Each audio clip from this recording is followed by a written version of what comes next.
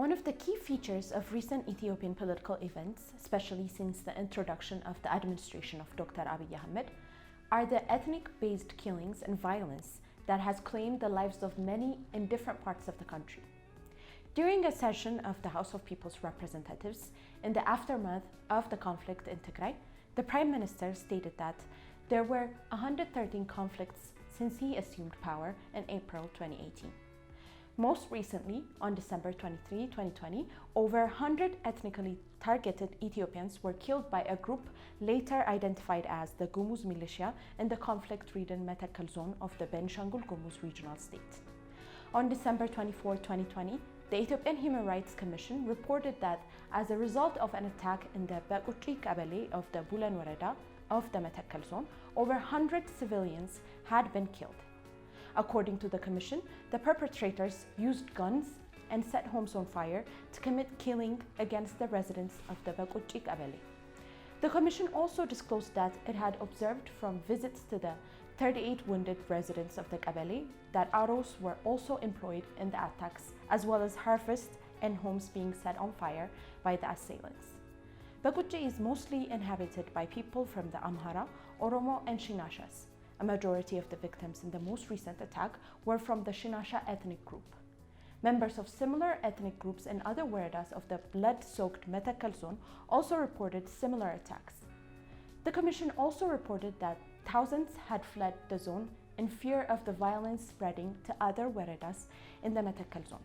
The Humanitarian Relief Coordination Office of the Benishangul Gumuz regional state told Addis Ababa on December 28, 2020 that the number of displaced persons as a result of the recurring violence in the region had surpassed 85,000, as many flee for their safety from gunshots, fire torches, and arrows.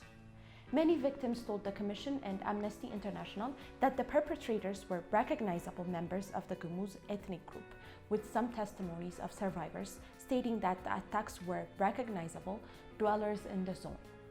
On the next day, a military operation to address the security concern of the zone was announced by the Prime Minister of the country. Shortly after that, the military stated that the perpetrators were members of the Gumuz insurgent group operational in the zone. On the same date, the communications head of the Benishangul Gumuz regional state, Mellesa Bayana, stated that 42 members of these insurgent groups were killed as a result of the efforts of the military in the zone. Additionally, high-ranking officials within the current administrative structure of the country were also detained in connection with the above crimes, including State Minister of Labor and Social Affairs of Ethiopia, Thomas Kuwi, former Vice President of the Benishangul Gumuz region, Adgo Amsaya, and the Administrator of the Metakel zone, Attenkut Shittu. On December 29, 2020, the Benishangul Gumuz Regional State Council lifted the immunity of 4 of its members for having connections with the security concerns in the Metakel zone. On the day after the killings in the Metakel zone, Prime Minister Abiy Ahmed said that he was deeply saddened by the events that unfolded in the zone's Baquchi Qabale, also stating that the repeated efforts of the government to work with authorities in the region and zone had failed on several occasions. The Prime Minister, who shared his message on his Facebook and Twitter accounts, stated that these attacks are aimed at disrupting the efforts of the government against the TPLF leadership in the north.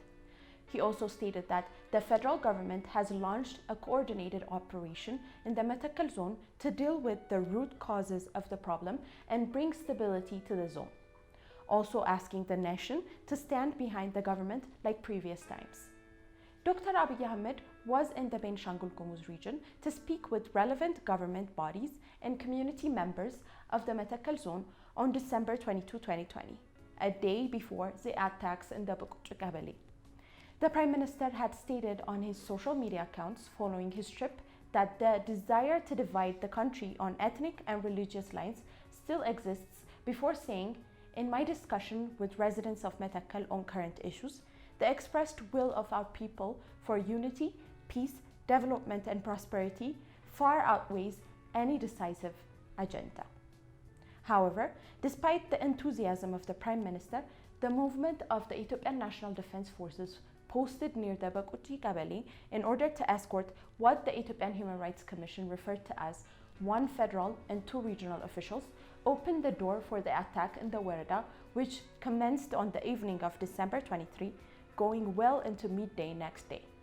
In addition to this, the fact that in the Bakuchi Qabale, there was no assigned police or security force in lieu of the National Defense Forces who were on escorting duties has emerged as a point of contention following the attack on December 23, 2020. The Commission in its statement called for humanitarian assistance, the guarantee that those who participated and aided in the killings are brought to justice, and an immediate capacity building of the local and federal security forces in the Matakkal zone in order to bring an end to the killing in Matakkal. There are a number of issues that also make the issue of Matakkal very sensitive. The fact that the Grand Ethiopian Renaissance Dam is located in the Guba Wereda of the Matakkal zone of the Benishangul Gumuz region is among the first concerns. Being one of Ethiopia's national projects that has been a source of local pride in Ethiopia and a point of contention with riparian and mediating countries externally, guaranteeing the security of Matakkal has also emerged as one of the concerns surrounding the country's mega projects. Located in the Benishangul Gumuz region of the country, Matakkal is bordered by Kamashi in the south and southwest, Sudan in the west, and the Amhara regional state in the east and north. Hosting the indigenous community of the Gumuz and the non-indigenous community of Amhara, Agaw, and Oromo ethnic groups, according to the somewhat obsolete yet relevant 2007 census of the country, shows that there was an estimated population of 276,367 people made up of those ethnic groups. Killings against ethnic Amhara, Oromo, Agaw, and Shinasha Ethiopians, which recently started in 2019, have become a very concerning matter in relation to the security of the zone. The Gumuz militiamen, as well as several government officials in the contemporary administrative structure of the country, have been involved in the killings.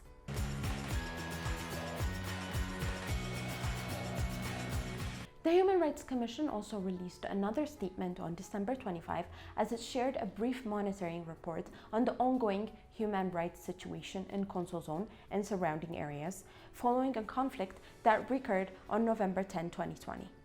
The report related to the conflict that erupted in the Konso Zone and surrounding areas like the Ale Wereda, the Sagan area Qabales, and the Buniti Qabale of Amaro Wereda from November 10 to November 20, and from Ingato Qabale of Derashe Wereda from November 13 to November 15.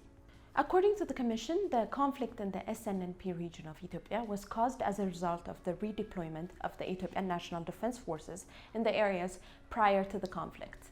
In a statement, the region's Peace and Security Bureau stated that in addition to leading to the displacement of around 142 people, the conflict had claimed the lives of 66 Ethiopians and injured 39 more.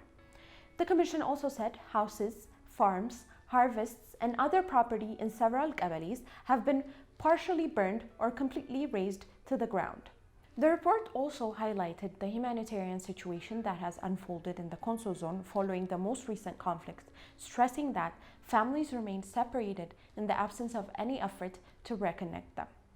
The Commission called for collective measures following appropriate investigation to be executed against those in the government structure who participated in or aided those who carried out the attacks or failed to protect innocent civilians after the conflicts erupted. It also stressed on the importance of controlling the reportedly increasing transference of illegal firearms in the Konso Zone, which is critical for such incidents not to occur in the area. Konso is an area in the southwestern of the southern nations, nationalities, and peoples region of Ethiopia, along the Sagan River, with a population estimated at 300,000. Located at around 90 kilometers south of Arba Minch city, it is bordered by Borana in the south, Alla Wereda in the west, and the Rashe and Amaro Weredas in the north. The Konso cultural landscape, recognized in 2011 by UNESCO as a World Cultural Heritage, is one of the main tourist destinations of Ethiopia.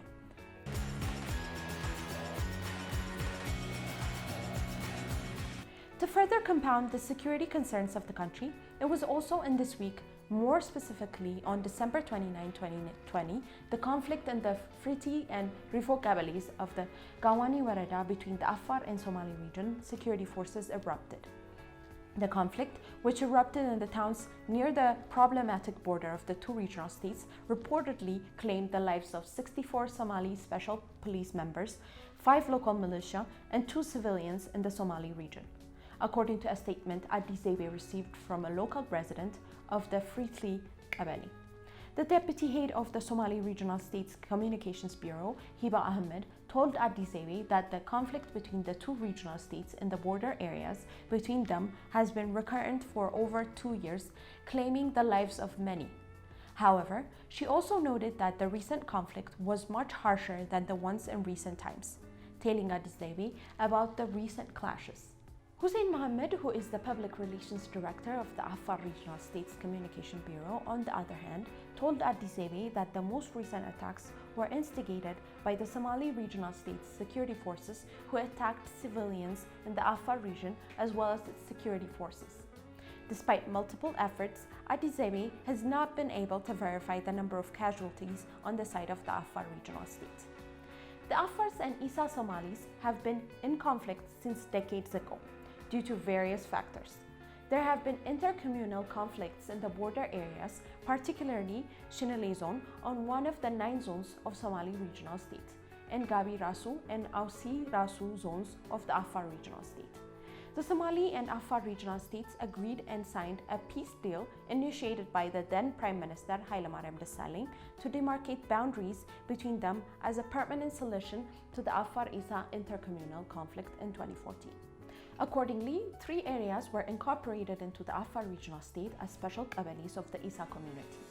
There were the Gadamaitu area, which was integrated to Amibara Warada, the Undufo area incorporated to Gawani Warada, and the Adaitu area into the Mile Warada. However, in May 2019, the Somali Regional State unilaterally nullified and withdrew from the border demarcation deal, refusing to give up 3 qabalis to Afar Regional State.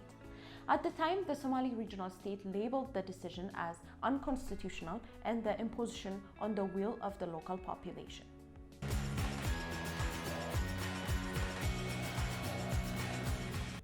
Four months into the Ethiopian calendar year and at the beginning of the Gregorian year 2021, Ethiopia finds itself in a concerning security situation which has left thousands dead, millions displaced, and billions of birr in property damages since the turn of 2020. In Shashamene, Guliso, Metekkel, Guya Ferda, Konso, and Maikadra, among other places, Ethiopians were attacked, stabbed, hacked, hanged from ropes, burned alive, and killed by different armed groups. The conflict in Tigray is also another incident that has compounded the security concerns of the country, as the Somali-Afar conflict also threatens to rekindle on the eve of the self-proclaimed victory over the TPLF after a 3-week-long battle in the Tigray region. The conflict between Ethiopia and Sudan over undemarcated border areas, which Sudan officially took control of amid the operation in Tigray, is also another concerning situation in the country. This seems to be high on the list of assignments for the government in the coming times, and with elections around the corner, it seems to be imperative that they are addressed.